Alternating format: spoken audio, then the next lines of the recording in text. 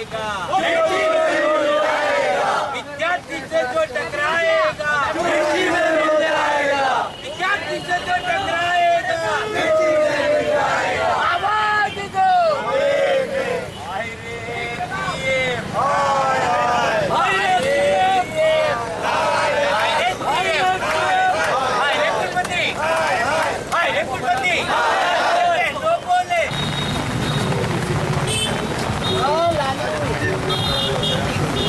વર્ષોથી એક માગણી હતી કે આ મોટા વિસ્તાર અને જે પૂર્વ વિસ્તાર છે જ્યાં ગરીબ અને મધ્યમ વર્ગના લોકો રહે છે, દલિત પચાસ વર્ગના રહે છે, અતિ પચાસ લોકોના, એટલે એ લોકો માટેની સરકારી કોલેજ મળે.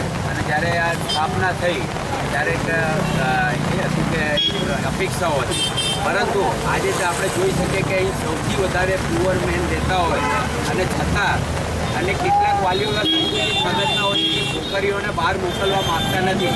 અને જો બહાર એને એડમિશન મળતું હોય તો એને પ્રવેશથી વંચિત રહેવું પડે અને ઉચ્ચ શિક્ષણથી વંચિત રહેવું પડે તેવી પરિસ્થિતિ છે.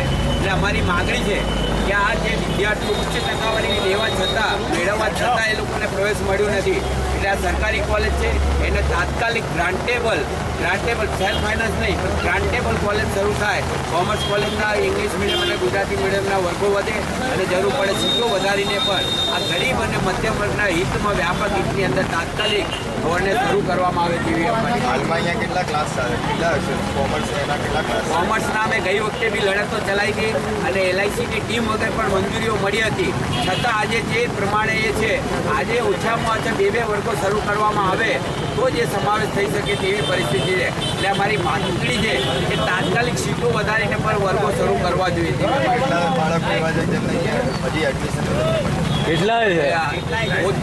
ઓછામાં ઓછા વિદ્યાર્થીઓ આંકડો જાય છે કેટલા છે રોજે ધક્કા ખાઈએ? 400-500 વિદ્યાર્થીઓ એવા છે કે બહાર એડમિશન લઈ લીધું છે, પણ જે કઈ વેદના છે એ વિદ્યાર્થીની બહેનોની છે, કેમ કે એમને એડમિશન જો અહીંયા મળવા ન મળે તો એના મા બાપ એને ભણાવવા માગતા નથી.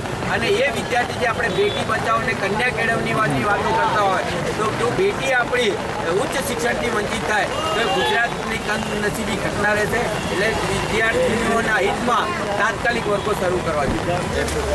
અંતિમ कंडीशन थी और FY फॉर्म में एडमिशन की अच्छी परसेंटेज आने के बावजूद भी यहाँ पे एडमिशन कोई मतलब हमारे कोई सेंटर आए यहाँ पे इसलिए हमें यहाँ पर ही करना पड़ता कितने परसेंटेज और यहाँ સરસ ટૂરમાં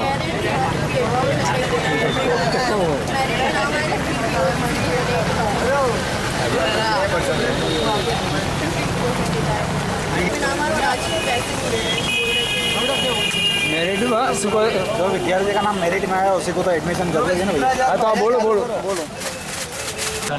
પ્રોફેસર છું અને મારાથી જે સિનિયર પ્રોફેસરો છે હાજર ન હોવાથી હું આજે રિપોર્ટ આપી રહ્યો છું કે